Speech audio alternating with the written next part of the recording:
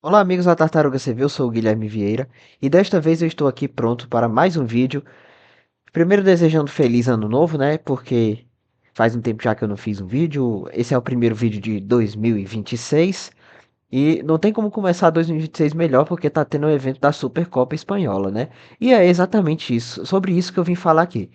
Estamos nas fases semifinais, tá? Da Supercopa da Espanha, que reúne os quatro melhores times da Espanha, né? No caso são o campeão e o vice da Copa do Rei, o campeão e o vice da La Liga.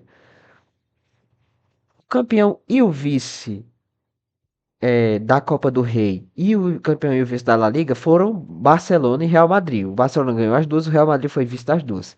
Então tinha que dar vaga para quem estava na La Liga, certo? Certo. Aí vem o Atlético de Madrid em terceiro e o Atlético de Bilbao em quarto.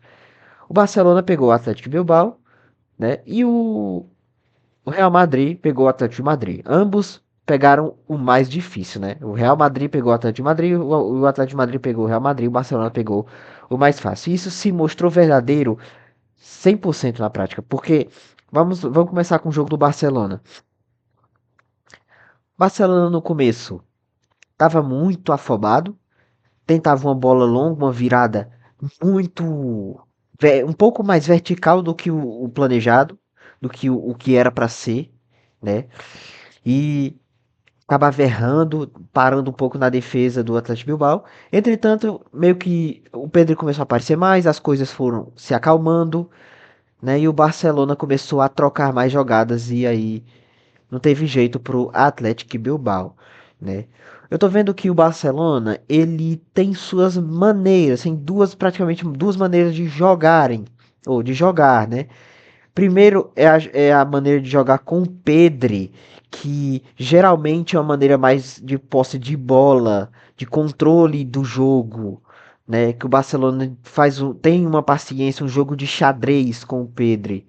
E assim ele consegue criar. Sem o Pedri, geralmente o grande ás do time é o Frank de Jong. E o que que o Hansi Flick faz? O Frank de Jong, ele não é o cara que dita ritmo, nem o especialista em meio campo. Ele é primeiro volante que distribui mais de trás para frente. Então, sendo assim, ele sem o Pedro, ele que tem que subir um pouco mais e distribuir a bola na frente. Ele não é um jogador criativo no quesito de armação. Então, geralmente o que o Barcelona faz é chamar o jogo chamar o adversário para o seu campo para tentar uma solução mais vertical, mais veloz. Geralmente quando o Barcelona tá com Pedri, ele se sente mais à vontade quando o outro time tá mais recuado, mais retrancado, né? E quando tá com Frank De Jong, ele prefere que o outro time avance. Um exemplo, vamos pegar exemplos reais. O Atlético Bilbao agora com o Pedri, ele foi um time mais fechado, foi um time que ficou mais atrás esperando por uma bola, né? Mas o Raio Vallecano, por exemplo, lá na rodada, em rodadas antigas, não me lembro exatamente a rodada da La Liga, mas o Raio Vallecano foi um empate em 1-1. Tudo bem, o Pedri estava nesse jogo, mas o Frank de Jong foi um cara que conseguiu levar bastante também o time para frente, porque o Raio Vallecano avançou. O Barcelona costuma jogar dessas duas formas. Ele pode variar? Varia bastante também. Ele com o Pedro às vezes também é muito vertical, dependendo de como o time avança, o outro time, né? E com o Frank de Jong ele também pode ser mais posse de bola, ainda que isso não seja mais eficaz. É, e é isso. Contra o Atlético Bilbao, o Barcelona jogou mais com a fórmula do Pedri, só que no começo indo muito afobado e depois se soltando. Aí a gente vê a diferença que é um meio-campo ofensivo com o Fermin, Lopes, que ele tinha saído de lesão, quem estava no lugar dele geralmente era o Dani Olmo. Claro, eu considero o Dani Olmo um jogador muito bom. Ele cria possibilidades, ele tem um passe imprevisível, mas ainda assim falta alguma coisa para ele que não falta para o Fermin. O Fermin Ele consegue, ele também dá muita opção na defesa. Ele é um pouco menos visado que pela defesa que o Dani Olmo. Por isso ele consegue achar locais onde ele consegue ter um pouco mais de liberdade no campo, e até finalizar. Por isso ele faz tanto gol, né, o Fermin. Já o Dani Olmo não.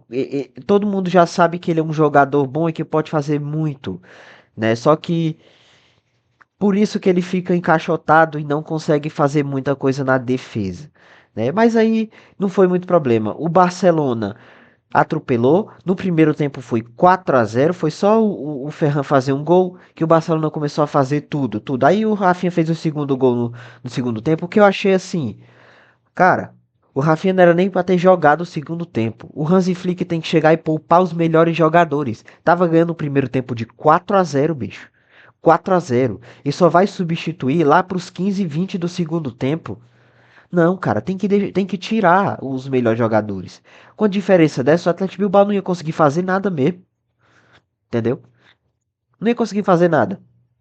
Aí vem, é, e ele continua lá. E o Rafinha faz o quinto gol, ele ainda mantém os caras que dão uma diminuída no ritmo para se pouparem, né? Mas ele devia já ter tirado os caras já e poupado para a final, porque a final já é bem mais difícil, tá? Porque ia pegar Atlético de Madrid e Real Madrid. Mas o Barcelona ganhou de 5-0 do Atlético Bilbao, se provou realmente o confronto com a maior disparidade de nível.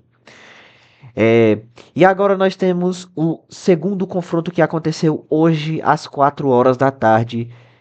Atlético de Madrid e Real Madrid, tá? Vamos lá. Os dois tinham se encontrado no Campeonato Espanhol, né? De início, o Atlético de Madrid fez um começo de temporada muito ruim, mas naquela época já estava começando a recuperar, a ter muitas vitórias consecutivas aí bem na Champions. Claro que tomou um 4-0 do Arsenal, foi naquele começo conturbado, terrível, né? E o Real Madrid, que começou muito bem, começou com o Xabi Alonso impondo sua tática e fazendo um Real Madrid que era uma máquina de vencer. Claro que por causa dos resultados na primeira parte da temporada, o time do Real Madrid tá na zona de classificação direto para as oitavas da Champions, tá? E, e é isso. Só que aí veio o clássico contra o Atlético de Madrid. O Real Madrid toma um 5-2 dentro do Wanda Metropolitano, uma goleada. O Xabi Alonso começa a dar sinais de balançar. Aí ele vai e consegue ganhar o clássico contra o Barcelona. Mas aí depois empata um outro jogo, começar a dar um tropeço no Campeonato Espanhol aqui e ali, perde para o Manchester City, toma 3 gols do Olympiacos apesar de estar ganhando, e aí você vê muitas fragilidades no time do Real Madrid, principalmente defensivas, né? Mas eu acho que tem muita fragilidade também coletiva. O Mbappé, ele é um cara que centraliza bastante o jogo e que não ajuda tanto na produção de ataque do time. Ele é mais referência lá na frente, um jogador que pega, que consegue correr, mas eu acredito que isso que ele faz atrapalha um pouco. Porque o Mbappé pode sim jogar de outra forma. Ele pode. Ele é um cara que tem muita velocidade, que tem bons dribles, que tem uma finalização legal. Então ele pode ser um cara que volta um pouco mais e correr. Simplesmente correr por meio da defesa bagunçando assim a defesa e assim ajudando também os companheiros, entende? Mas ele pode voltar um pouco mais, sair um pouco mais da posição de referência para ajudar os companheiros a fazer a bola chegar lá. Né, coisa que o Gonçalo Garcia geralmente faz, coisa que o Harry Kane faz. O Harry Kane pode ser bola de ouro fazendo um negócio desse, tá? Ele tá jogando bola, depende. Se ele mantiver o nível que ele tá mantendo nesse ano, o nível do ano passado nesse ano, o Harry Kane pode ser um grande candidato à bola de ouro, tá? Isso depende do Bayern também ir longe na Champions, né? Isso depende também da Inglaterra ir longe na Copa do Mundo, né? E vamos ver, vamos ver. Mas é isso. É, aí vem o jogo. Vem o jogo. O Real Madrid começa atacando e tem uma falta lá na intermediária ofensiva, perto da área, um pouco perto da área, não tão perto, mas um pouco perto. Aí o Valverde vai lá, pega e bate na bola. Ele sempre dá aquela pedrada, faz muito gol de fora da área. E ele fez o gol. O gol Black não conseguiu pegar, foi indefensável. Mas pelo que parece, o Sorloth atrapalhou um pouquinho a visão do Black porque ele pulou errado. A bola passou por ele e porque ele praticamente deixou, tá? E aí o Real Madrid foi lá e abriu o placar 1-0. Só que o Atlético de Madrid, ele meio que não teve medo. De início, eles estavam meio atordoados com o gol e o Real Madrid confiante baixa um pouco as linhas, tenta povoar um pouco o campo e fica tentando jogar no contra-ataque. E o Atlético de Madrid foi realmente cedendo espaços, tanto que o Real teve chances no contra-ataque, chances claras. Só que o Atlético de Madrid ele é um time novo, com o próprio Simeone. O Simeone conseguiu reinventar esse time, tá? Porque antes esse argentino ele era conhecido como retranqueiro, o cara que só deixa o time aqui para pegar uma bola, o Mourinho 2.0, coisa assim. Mas agora, de uns tempos pra cá, ele tem avançado, ele tem feito o time trabalhar mais, fazer um futebol, jogar um futebol vistoso, legal, bonito de se ver. E tá dando certo, é um futebol eficiente sim, tá? O Atlético de Madrid foi melhor do que o Real Madrid sim nesse primeiro tempo. Apesar que o Real Madrid teve chances claras, mas o Real só se salvou porque lá tem o Courtois e também tem o Atlético de Madrid perdendo uma ruma de chance, tá? E aí vai no é isso. Primeiro tempo acabou 1-0. Aí vai saindo assim o pessoal, aí o Vinícius Júnior começa a bater boca com o Simeone porque o Simeone provocou, pô. Simeone fora do campo, Vinícius Júnior dentro do campo. Simeone provoca, o Vinícius Júnior começa a bater boca. Cara, Vinícius Júnior parece estar sentindo a treta com o Xabi Alonso e mas também já faz muito tempo, né? Já faz muito tempo que o Vini vem batendo boca. Ele podia só dar uma provocação, uma provocada assim. Ah, eu aqui tenho duas Champions. O senhor não tem nenhuma.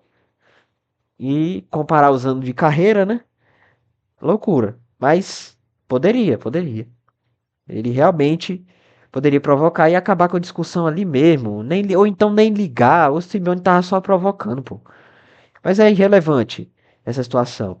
Na hora que ele foi substituído, no segundo tempo, o Vinícius Júnior, uma parte da torcida estava vaiando e a outra parte estava aplaudindo. E o Simeone começou a chegar nele e falar: escuta, ouve, pedindo para ele ouvir as vaias aí. Foi uma provocação. Simeone só provocando, em vez de tentar ajeitar o time para fazer gol, não. Aí, só que assim, o Atlético de Madrid, ele tinha um problema. Talvez esse problema se chamasse Sorlote, sim, mas é que o Julian Álvares não estava sendo um grande centroavante, não estava sendo um centroavante mesmo, ele estava saindo mais da área do que devia, tá? Tudo bem. É legal o centroavante chegar de falso 9, sair da área para ajudar a bola a chegar lá na frente para ele mesmo finalizar, talvez para um companheiro finalizar, mas o ele estava fazendo isso, não, ele estava fazendo isso e não estava encontrando momentos para finalizar, sabe? Ele cobrar o escanteio é paia, tem que botar outro batedor ali, pô. O Julião Alvarez é centroavante, ele é o cara que faz o gol e tem que ir pra área mesmo. O Sorlote é alto, beleza, mas o cara é centroavante, é uma oportunidade, um rebote que tem ali, meu amigo, é caixa. E o Julião, você sabe que é caixa mesmo. O Julião Álvares é um jogador excelente. Mas hoje ele teve uma atuação ruim. No começo do segundo tempo, o, o, o Atlético de Madrid continuou indo para cima e o Real Madrid jogando por uma bola. E meio que quase deu certo. O Valverde pega uma bola aqui na lateral e a defesa do Atlético de Madrid tá organizada. E aí ele manda a bola pro Rodrigo. O que o Rodrigo faz? Ele domina muito bem. E assim que o Rodrigo domina, é botando na frente. O marcador chega e não consegue alcançar o Rodrigo no corpo. O Rodrigo pega, faz o gol, 2-0 para o Real Madrid. O diferencial ali foi o domínio, né, que o Rodrigo fez, o raio, né? E hoje ele foi muito mais funcional, ele foi melhor. Tudo bem que ele, sim, ele dava umas sumidas grandes em grandes jogos. Ele era um cara que voltava bastante para marcar, mas algumas vezes ficava devendo no ataque. Um ou outro jogo grande ele aparecia, mas nem tanto, tá? Mas agora foi o contrário, na verdade.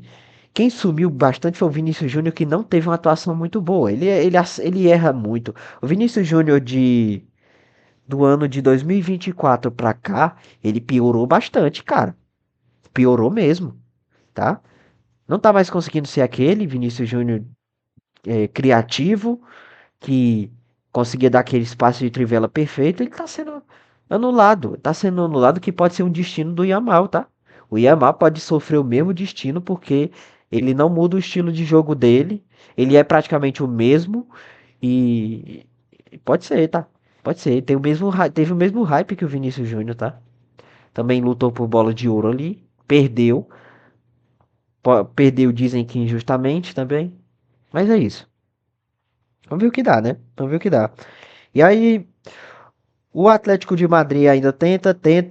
O Real Madrid cria chance lá atrás. O Sorlote pega uma bola aqui e consegue fazer o gol, pô. Consegue fazer o gol. 2-1. Aí o Atlético vai pra cima, ganha confiança, mas aí o Simeone, ele tira o Sorlote, que não tava indo bem, beleza, mas fez o gol, cara. Era a única real referência. Talvez ele devesse fazer o Julian Álvares aparecer mais na área, mas não tinha que ter tirado o Sorlote. O Julian Álvares estava fazendo uma partida ruim, por mais doloroso que seja dizer um negócio desse, porque ele é craque, ele é muito bom, mas estava fazendo uma partida ruim. Aí ele coloca o Thiago Almada, claro, é um jogador de meio, jogador bom. O Atlético de Madrid deu uma melhorada também. Atacou, mas no final não adiantou nada. E cara, de repente, o Xabi Alonso faz o seguinte: não, vou substituir meus dois zagueiros. Aí você bota o Carreiras, praticamente, que é lateral esquerdo. Você bota o Mendy, que é lateral esquerdo de zagueiro. O Valverde voltando para defender, que jogando na direita e tudo. Cara, isso foi muito arriscado. O cara tira os especialistas da zaga para colocar uns caras que faz lateral. Olha, se o Real Madrid tivesse tomado gol, se o Real Madrid tivesse tomado a virada ali mesmo, já era. O Xabi Alonso ia ser demitido na hora, na hora. A reputação dele ia estar acabada, porque eram os únicos dois zagueiros que o cara tinha. Ele tinha que ter deixado eles. E cara, não deu certo. E aí o Real Madrid no final retranca, pra no fim acabar ganhando de 2-1 e vai fazer a final contra o Barcelona. Uma loucura isso. Uma loucura. O Atlético de Madrid mereceu ganhar, tá? Mereceu ganhar.